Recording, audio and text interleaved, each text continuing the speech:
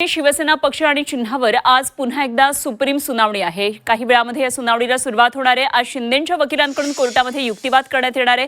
काल शिवसेना पक्ष आणि धनुष्यबाण चिन्ह हे कुणाचं यावर सुप्रीम कोर्टात अत्यंत महत्त्वाची सुनावणी पार पडली आणि सरन्यायाधीश सूर्यकांत, न्यायमूर्ती जयमोल्ला बागची आणि न्यायमूर्ती व्ही मोहना यांच्या त्रिसदस्यीय खंडपीठासमोर उद्धव ठाकरेंच्या पक्षाचे वकील कपिल सिब्बल यांनी अत्यंत आक्रमकपणे युक्तिवाद मांडला। केवळ आमदारांचं संख्याबळ म्हणजे मूळ राजकीय पक्ष नव्हे असा मुद्दा त्यांनी मांडला आणि आमदार एकत्रित सुरतला गेले आणि त्यानंतर ते गुवाहाटीला गेले। हा योगायोग नव्हता, सर्व पूर्वनियोजित होतं अशी बाजू त्यांनी कोर्टात मांडली।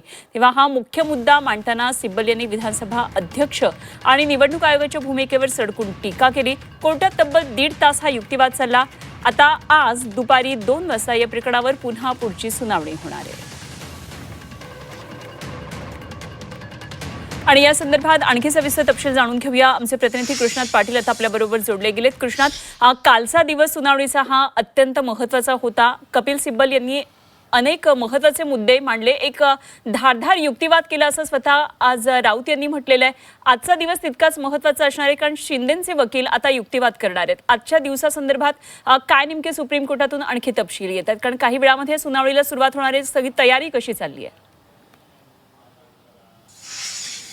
अनुपमा, आज दुपारी 2 वाजता या विशेष खंडपीठासमोर म्हणजे 3 सदस्यीय विशेष खंडपीठासमोर सुनावणीला सुरुवात होईल। काल जवळपास 1.5-2 तास कपिल सिब्बल यांनी आपली बाजू मांडताना अनेक मुद्दे उपस्थित केले गेले। त्यामध्ये विधिमंडळ पक्ष वेगळा असतो आणि राजकीय पक्ष वेगळा असतो आणि संघटना ही अत्यंत महत्त्वाची असते कारण संघटना आणि संघटनेचे प्रमुख जे उद्धव ठाकरे यांनीच AB फॉर्मचं वाटप केलं गेलं होतं आणि त्यामुळं त्याचबरोबर व्हीपचं किती महत्त्व आहे हे सांगण्याचा प्रयत्न केला गेला आणि व्हीप हा सुनील प्रभू जे अधिकृतरित्या व्हीप होते त्यांनी बजावला होता।